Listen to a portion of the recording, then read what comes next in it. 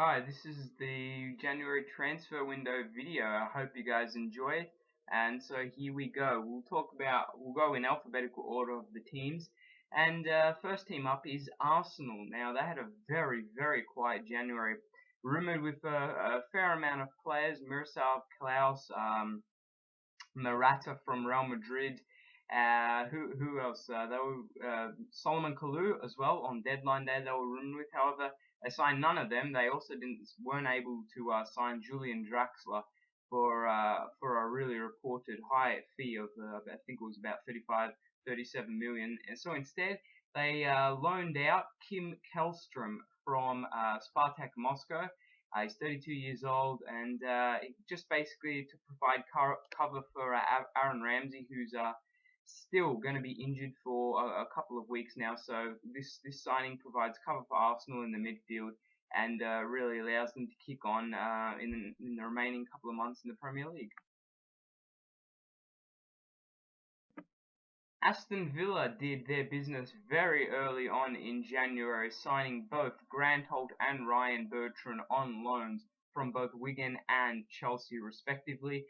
The signing of Grant Holt, the pictures you've seen a couple of seconds ago, this will just boost their strike force up top, provide them with a couple of goals here and there to ensure that they stay within not title contention, but within the mid-table and don't get drawn into the relegation battle, as well as Ryan Bertrand. He obviously wasn't going to get a game at Chelsea, so Villa decided to loan him, give him good experience, provide cover as well, and also because they released Antonio Luna, I believe.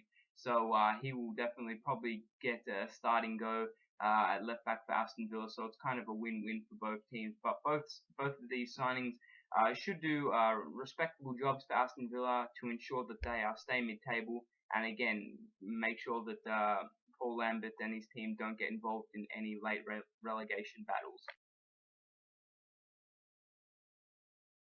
Cardiff made a host of signings throughout this January. Most notably, they did a player swap, Peter Odemwingie for Kenwyne Jones, and they also have received the loanee Wilfried Zaha from Manchester United, as he hasn't got a game there. They also signed a couple of other players. Magnus Wolf Ekram, not 100% sure if I pronounced his name right, and they also signed Fabio Da Silva, the left back, formerly playing for Manchester United. So they did make a couple of signings. All these are just to ensure that they don't get relegated. However, I don't think that these are the top class signings that Cardiff would have been hoping for. I think it's a bit to do with Vincent Tan as well, bit of him being a bit greedy and not providing the money and the resources and funds required for Cardiff to ensure that they stay in the Premier League. However, there's a couple of good signings there. Give good hope for Cardiff City fans to enjoy the signings in the next couple of months in the Premier League. It doesn't matter what transfer window we're in. When we're talking about Chelsea, we're talking about them buying players, and that's exactly what they did in this January as well. As well as buying, they did sell a couple of players. So let me run through it quickly. They bought Bernard Traore, Nemanja Matic from Basel, Benfica, sorry, my bad. And he used to play for Chelsea, but they sold him, so they bought him back. They also bought Mohamed Salah and the very promising teenage centre-back Kurt Zuma for Saint Etienne. However, he's been loaned back out for the rest of the season. In making all those transfers and spending a lot of money, they've had to sell two high-quality players in one matter to Manchester United. I'm sure you guys have all heard about that. And also Kevin De Bruyne to Wolfsburg for 17 million. So as well as buying a lot of players, they've had to sell two high-quality players. I think it's just for financial fair play reasons. They have to be seen to, be breaking even or trying to make a profit as best they can. But the players that they have, I'm not sure if they're really required. I think the Chelsea squad is very good, and it'll just add reinforcements to their title aspirations, really. Tony Pulis and the Crystal Palace board were very busy people during the month of January, as they signed a couple of very high quality players. They were able to manage to secure Jason Punchin on a permanent deal from Southampton. They also bought Wayne Hennessy, the goalkeeper from Wolverhampton Wanderers, back to the Premier League. He's a very underrated keeper, and I thought when he played for Wolverhampton, he was their best player when they were in the Premier League. They also signed Joe Ledley from Celtic. I think he'll just provide experience and a really cool, calm, and collected head because he's played at the highest leagues around the world. He's played in Europe, so I think that he'll add the composure and the leadership required for Palace to stay up. And they also signed on loan the young, promising Tom Ince, who will provide flair, energy, and just the general youthism to this Crystal Palace team. And I think that Tony Pulis has done well, not only in the way he set up the team, but the players that he's brought in to fill how his style of play. And I think that the players that they have brought in will do very well. And the result of that, I believe, is that Crystal Palace will reach their goal and be able to stay up in the Premier League. Everton was another team that did their business very early on in January. They signed 3 players. Ada McGeady for an undisclosed free from Spartak Moscow, very pacey, very talented and tricky winger. Also, Lucinda Traore on loan from AS Monaco. He's another player similar in stature and in capabilities to Romelu Lukaku, who's still injured. So I think it's just a backup for him. And I think that Traore will prove that he's an actual very good and solid player within the Premier League. And they also signed Jindrik Stanek. I've never heard of this player before. I'm not 100% sure how he's going to fare. I just think that Everton all around, they have a very good squad. Will it be title challenging due to these players that they've brought in? Most likely not, but they'll be definitely there competing for the Europa League spots and definitely within the title race, if you will, although they won't probably win it, but they'll be in the race due to these signings, who I think will be a success down at Everton. Fulham were busy making transfers in order for them to ensure that they survive in the Premier League. Now, I've got the list here. They signed Clint Dempsey, John Heitinga, and Lewis Holtby on loan from Tottenham, just to name a couple of players. And I think that the players that they've actually signed will complement some of their players in the squad. They're obviously, it's much maligned that they got rid of Dimitar Berbatov to AS Monaco. However, the players that they've got in and some players that they have right now in terms of skill and high quality, like Scott Parker and Kasami and Dejaga, I think that Fulham may make a little bit of a run. They've got the experience and the goal threat through Clint Dempsey, as well as Lewis Holtby, who was very highly rated before he moved to Tottenham, because he just hasn't been getting game time. So maybe he can revitalise his career in England at Fulham, and if so, then they're a legitimate chance to stay up in the Premier League, because I definitely know that that's what them and their fans want. Hull City did their business, again, relatively early. They didn't want to wait until deadline day, but most importantly, they got their man. They finally got Shane Long after missing out on him in the big transfer window in June and July. They missed out on him then. However, in January, they got him from Bromwich. They also got Nikita Jelavic from Everton, another striker, just to add a goal threat and goal potency, a physical presence up top. And they also got Elliot Kebe on a free deal. So the players that they've brought in, 2 strikers, definitely give them a lot of goal scoring threat and potency. Again, their midfield and defense is very assured, and when they're playing at the KC Stadium, they look a handful for any team going there. It was just the attack and the players that they had up there, like Danny Graham, who just wasn't cutting it. So I think that Jelavic and Shane Long will make an immediate impact and will be favourites down there at Hull.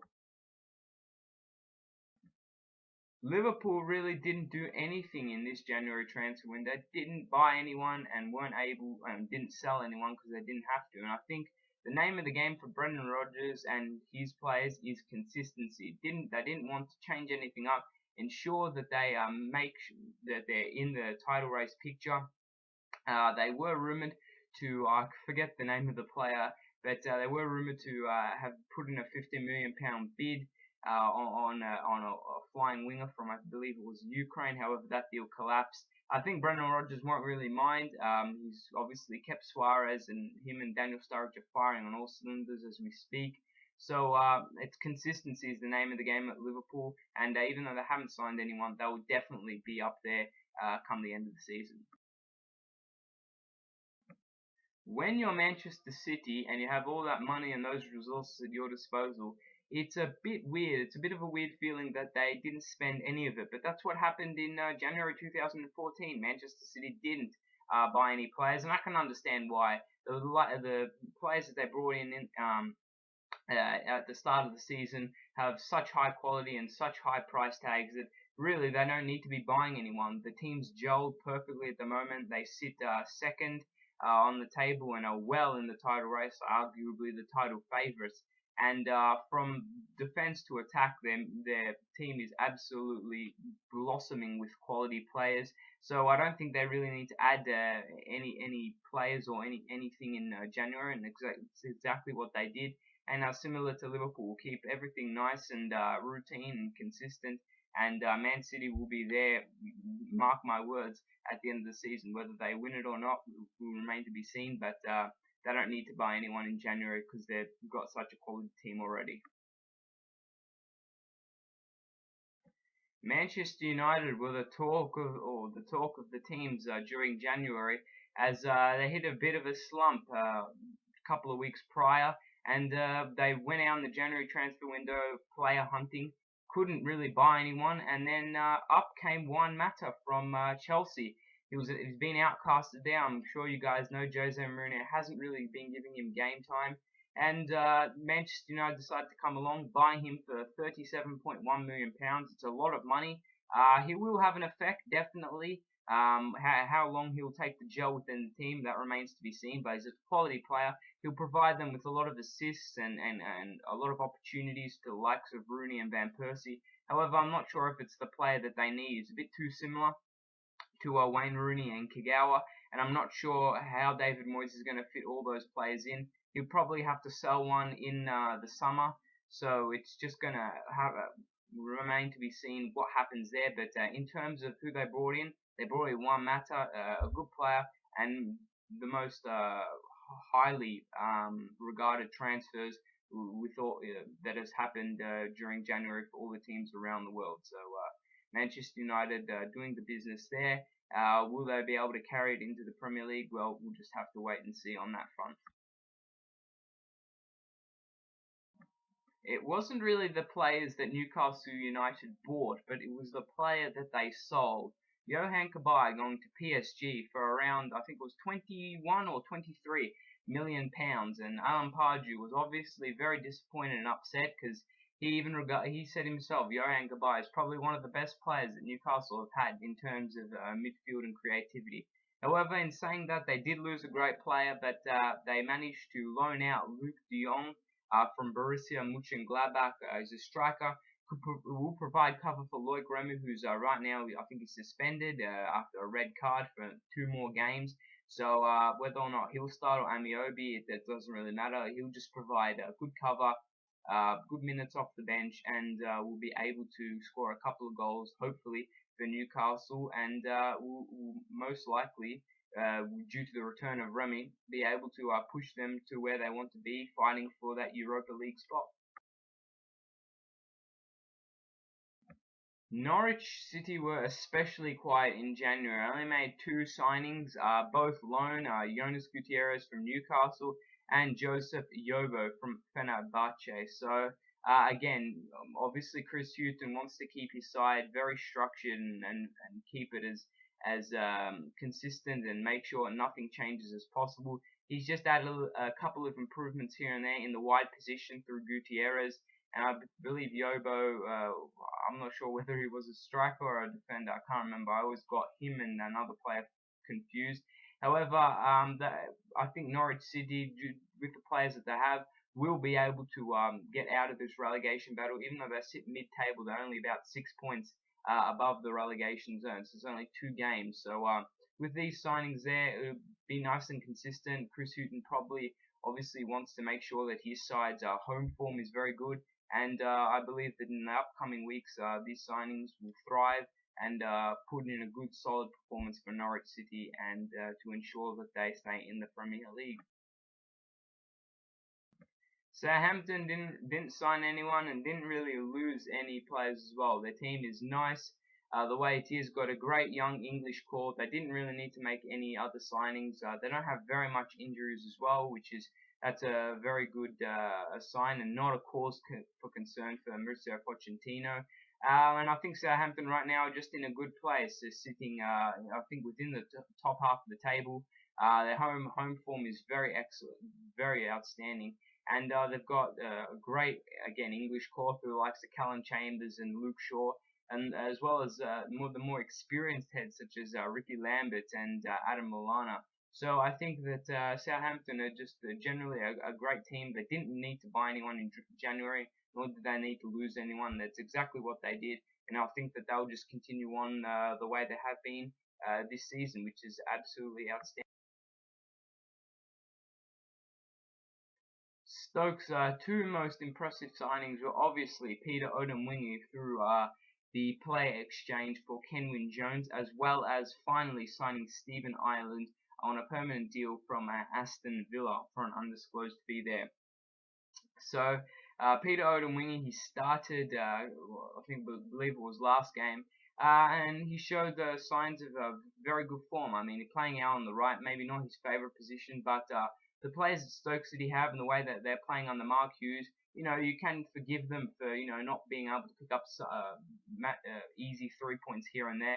However, they do the job well. I mean, they've got a great striker up top in Peter Crouch, a good target man. And their midfield, even though it doesn't have the glamorous and quality names, they do just get the job done. They're scrappy, they fight hard, and I think that's just Stoke City's image. They'll battle out games, and they don't really care how they do it as long as they get the 3 points. So I think that all these signings reflect that and reflect Mark Hughes's his vision for this club and where he wants to lead them in the next couple of years. And I believe that they can do okay, not only this season, but in the upcoming seasons to remain in the Premier League. Sunderland made a host of inclusions this January.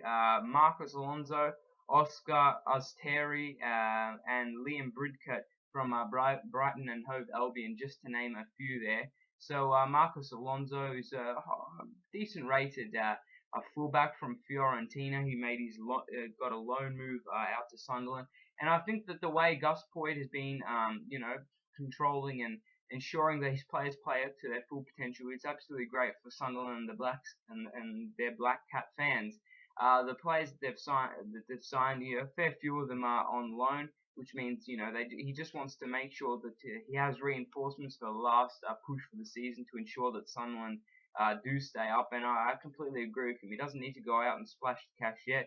Wait until the start of next season to do so if they remain up, and ensure that the loanees that he's brought in are high quality and have one common goal in mind, and that's to keep Sunderland away from the relegation battle. Swansea signed, I believe it was a couple of days to go in January. They signed David N'Gog, the former Liverpool striker, and I think that as well as a host of other players such as Raheem Hanley, but David N'Gog is the star signing that Michael Laudrup made, and I think that he can have an impact at Liverpool. He was very good, had a relatively quick turn of feet, could hold the ball up, had a good shot on him, and got others involved in the play. And I think that him and a player like Michi or Wilfred Boney could complement each other. And as I've been saying over the past couple of weeks in my review videos, Swansea have been missing that clinical edge. And if David N'Gog gets his confidence up and starts firing early for Swansea, watch out. They could actually hit the potential that many expected them to have at the start of the season. But the other players that they've signed will help Michael Laudrup as team to survive this season definitely, and look for improvements at the start of next season and beyond. Consistency is the name of the game for a couple of teams, Tottenham included. I don't think Tim Sherwood wanted to make any changes or go out and buy any players, like what happened to Tottenham in the at the start of the season. They bought in a bundle load of players and it just took them too much time to gel. You can't do that in January, so I think Tim Sherwood, very smart, keep the team as is. They've been playing, Tottenham have been actually in a very good run of form under Sherwood. And if they keep everything the same, nice and tight at the back, and allow Adebayor and the likes up front to create and score goals, I think that they can do okay. Will they make top four and be in title contention? I don't think so. But ensuring that they didn't buy any players in January is a very good key for them. And I think that through this, that they'll allow the team to grow together as is, and it will allow Tim Sherwood to do his job, and hopefully for Tottenham fans, for them to reach finally a top four berth. West Bromwich were awfully quiet in this transfer window, unlike the previous one. Not too many deals done. They only brought in one player on loan. That was Stevie Bifoma from Espanyol on loan. However, they did lose Shane Long, obviously. But I don't think they're to worry. They've kept the players like Jakob Malumbu, Olsen, and brought in players as well, such as Sessegnon and Anichibi, who actually has been playing very well in the past couple of fixtures in the Premier League. So I think that for West Bromwich and their fans, it's not to worry. I think in the summer you'll look to strengthen a lot in terms of your wide players as well as your centre backs. And I believe that it doesn't really matter. January is not really the time to buy. It's just the time to reinforce your team for the latter stages of the Premier League. And I think that West Bromwich are looking forward to next season to bring in really high quality players to increase their chances of moving higher up in the Premier League standings. And the final team after all of that is West Ham. We come to West Ham and they just went berserk in January. They brought in Roger Johnson, Antonio Nocerino from AC Milan on loan, Abdul Razak on a free. I think he came from Man City. Pablo Amero as well from Napoli on loan. And I think Sam Allardyce just went a bit crazy in terms of bringing in players. To be fair, he probably needed to, because West Ham weren't looking all that good a couple of weeks ago. Just looking lackluster all over the pitch. There was no drive, no creativity from the midfield. The striker, Andy Carroll, or whoever was playing up there, Kevin Nolan at times, was just getting isolated. And defensively, they were leaking goals here, there, and everywhere. So these players that they've brought in look to just, for a short term at least, solidify, a couple of holes within the wall of West Ham, and to ensure that Sam Allardyce's team does stay in the Premier League. And once they do, I think next season they'll really look to go for really high quality players, paying a lot of money, and for once making sure other teams don't beat them to the punch. So that is basically what happened in January. The transfers for all the teams. Hopefully teams did good business and business that you're happy of. And I'll be back tomorrow with the 24th week, I believe, Premier League review. It's been a great week. I can't wait to review it for you guys. So I'll see you then. Thanks for watching and goodbye.